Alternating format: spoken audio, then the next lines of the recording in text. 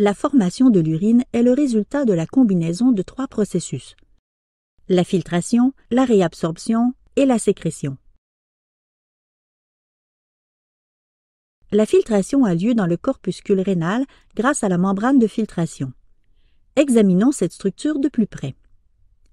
La membrane de filtration est en fait le résultat du contact étroit entre la capsule glomérulaire et la paroi des capillaires glomérulaires. À cet endroit, les cellules épithéliales des capillaires présentent des ouvertures nommées fenestrations. Tous les composants du plasma, sauf les cellules et les grosses protéines sanguines, peuvent passer à travers la paroi des capillaires glomérulaires. Par-dessus la membrane basale des capillaires glomérulaires, des cellules spéciales nommées podocytes entourent ces derniers. Remarquez la présence de prolongements cytoplasmiques.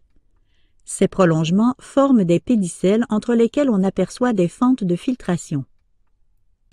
Les molécules dont le diamètre est inférieur à 3 nanomètres passent donc du sang vers la chambre glomérulaire en empruntant ces fentes de filtration. Le processus de filtration dépend principalement de 3 facteurs: la pression hydrostatique glomérulaire, la pression osmotique glomérulaire et la pression hydrostatique capsulaire. La pression hydrostatique glomérulaire est la pression exercée par les liquides à l'intérieur du glomérule. Elle pousse les liquides vers la chambre glomérulaire. La pression osmotique glomérulaire est due à la présence des protéines plasmatiques dans le glomérule. L'eau est alors attirée vers l'intérieur des capillaires glomérulaires. Finalement, la pression hydrostatique capsulaire est la pression exercée par les liquides dans la chambre glomérulaire sur le glomérule. Elle pousse les liquides vers l'intérieur des capillaires glomérulaires. En additionnant ces 3 pressions, on constate que la pression nette de filtration s'exerce des capillaires glomérulaires vers la chambre glomérulaire. Le mouvement net des liquides s'effectue donc des capillaires glomérulaires vers la chambre glomérulaire. Notez que tout facteur pouvant modifier une de ces pressions modifiera également la quantité de liquide filtré.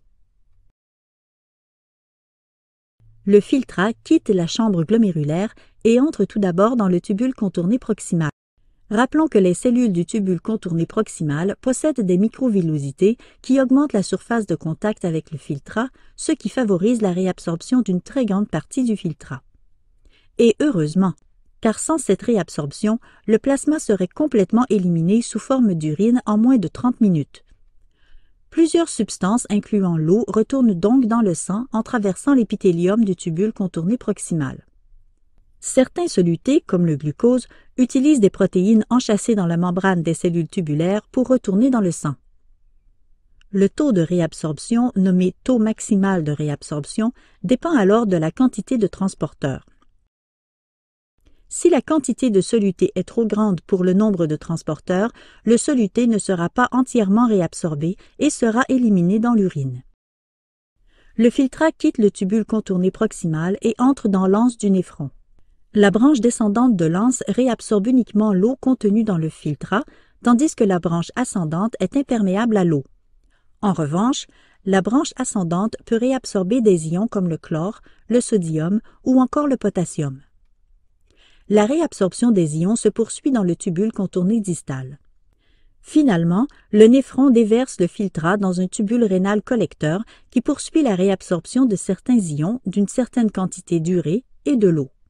Certaines hormones, comme l'hormone antidiurétique ou encore l'aldostérone, régulent la réabsorption en agissant sur le nombre de transporteurs ou en stimulant le transport actif d'ions comme le sodium.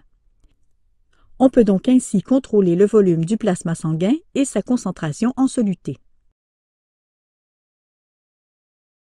Le corps doit parfois retirer du plasma sanguin certaines substances indésirables comme la créatinine, des acides ou des bases, l'urée, et même des ions comme les protons ou encore les ions bicarbonates.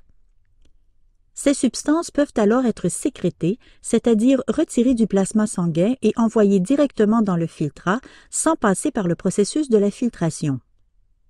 Pour ce faire, elles doivent quitter les capillaires péritubulaires pour traverser les cellules tubulaires.